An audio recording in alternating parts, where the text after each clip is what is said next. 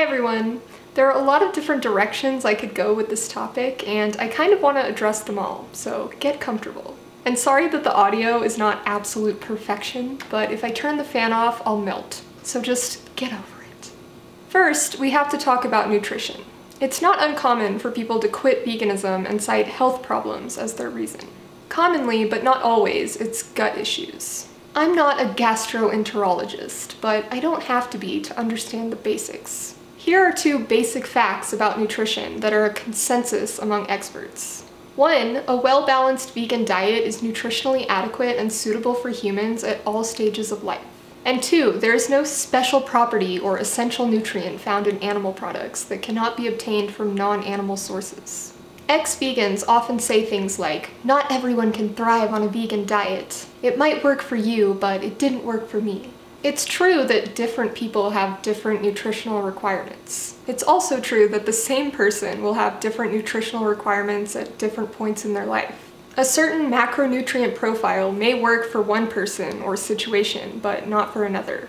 But here's the thing. Meat is not a macronutrient. Animal products, like plant foods, are composed of both macronutrients and micronutrients. Different plant foods have different nutrient profiles. Therefore, you can design a plant-based diet to suit your specific needs. This includes a low-fiber diet for people with gut issues like SIBO, IBS, or IBD.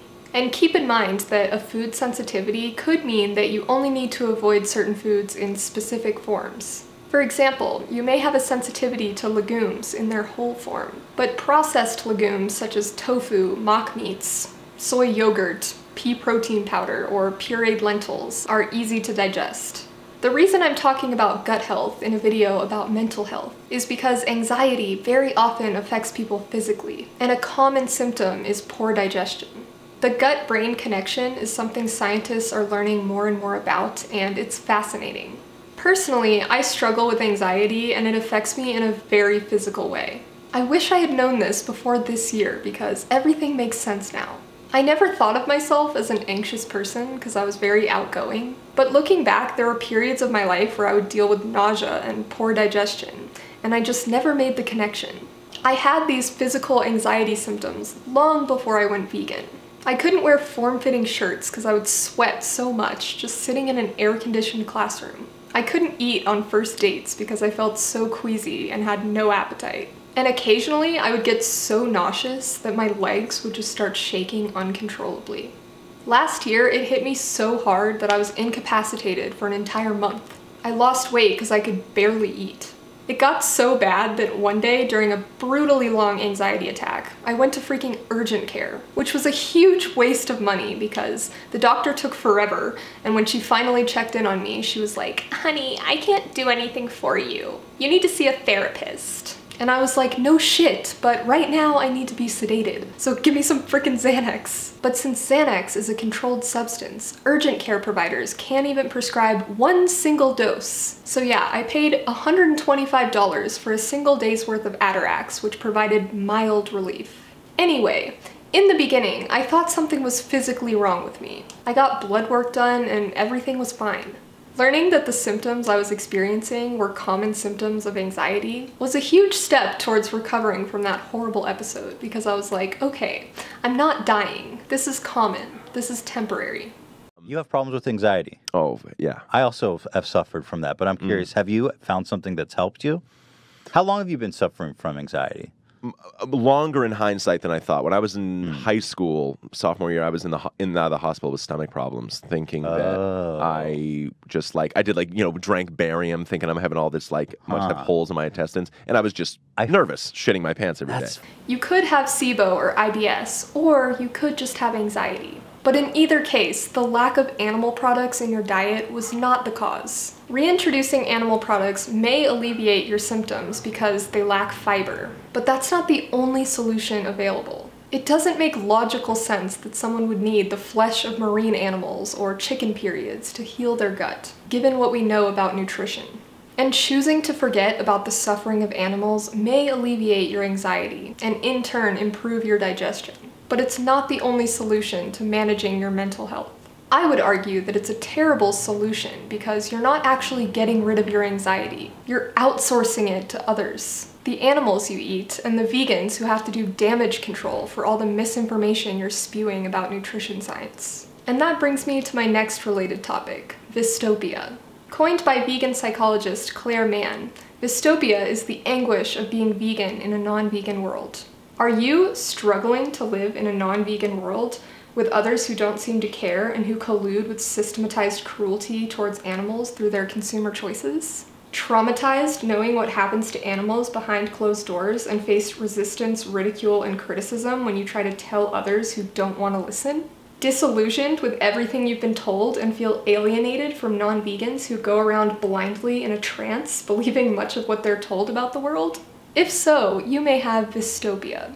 This is a rational explanation for why vegans have higher rates of mental illness. And it makes a lot more sense than the hypothesis that vegans have higher rates of depression and anxiety because of nutritional deficiencies. Now let's move on to the very sensitive topic of eating disorders. I covered this topic in more detail in my response to Abby Sharp, which I'll link below. I don't have personal experience in this area, but I will say that although it involves a few dietary modifications, veganism is not a diet. It's not about food, it's about animal liberation. While people with disordered eating patterns may be attracted to veganism because it allows them to mask their problems under the guise of ethics, this doesn't mean that veganism is a dangerous road to go down if you have ED tendencies. Disordered eating is a mental health issue. It's an unhealthy mindset.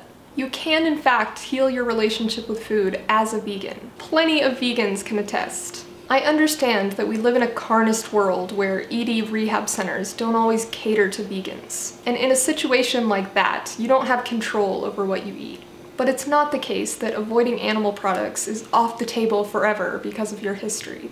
People like Abby and ex-vegans like Bonnie Rebecca claim that labels are too restrictive and restriction is unhealthy for them. But restriction is not inherently unhealthy. It's the mental processes that cause people to restrict unnecessarily that are unhealthy. If your restriction is based on an ethical conviction to avoid supporting animal abuse, this will not inhibit your recovery process. When you understand veganism as a social justice movement rather than a diet, you no longer see cows, pigs, chickens, fish, and their secretions as food.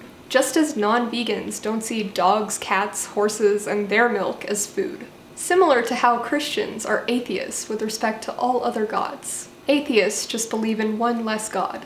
How can you not believe in God, they say. Well, how come you don't believe in Allah or Krishna? I sympathize with people battling mental health issues, I really do. But while most people acknowledge that having a mental disorder is not an excuse for mistreating others, few people acknowledge that this extends to non-human animals. Like I said earlier, by choosing to ignore the suffering of animals because thinking about it is bad for your mental health, you are outsourcing your suffering to others. That said, compassion fatigue is very real. You don't need to think about their suffering all the time. You're not betraying the animals by taking time for yourself and having balance in your life. Ex-vegans have really bastardized the word balance. Choosing to completely shut off your compassion for animals to the point where you guiltlessly consume them is not a healthy balance. Outsourcing your anxiety is not a healthy coping strategy. You may have a healthy relationship with food in the sense that you no longer struggle with disordered eating habits, but you certainly don't have a healthy relationship with the other beings you share this planet with. In a myriad of ways, animal agriculture has destroyed ecosystem balance. So please, shut the fuck up about balance. I can't. To end on a happy note, while there are mental health struggles that come with being vegan, there are also ways in which going vegan can benefit your mental health, and ways you can cope with Vistopia. Veganism can give you purpose and community, and it's been shown that volunteering and doing good for others can pull you out of a dark place. Plus, cutting out high-fat, cholesterol-laden, carcinogenic crap from your diet can improve your physical and mental health. It's not a cure-all, obviously. Your girl eats pretty healthy and still has anxiety. But I'd probably feel a lot worse if I was eating meat and cheese all the time. And at least I can keep my health anxiety in check by reminding myself that I'm at a lower risk of developing cancer, and practically no risk of developing heart disease or diabetes. Thank you so much for watching. We got through it, only a little bit sweaty. My hair is blowing all over my face because the fan is on. Please give this video a thumbs up. Let me know what you think in the comments, and as always, stay tuned for next week. Alright, peace out. Yo, how when me eat them, I wonder when me eat. When me tell them say me no eat no fish, no meat now. How when me eat them, I wonder when me yam. When me tell them say that I'm a vegan man. How when me eat them, I wonder when me eat.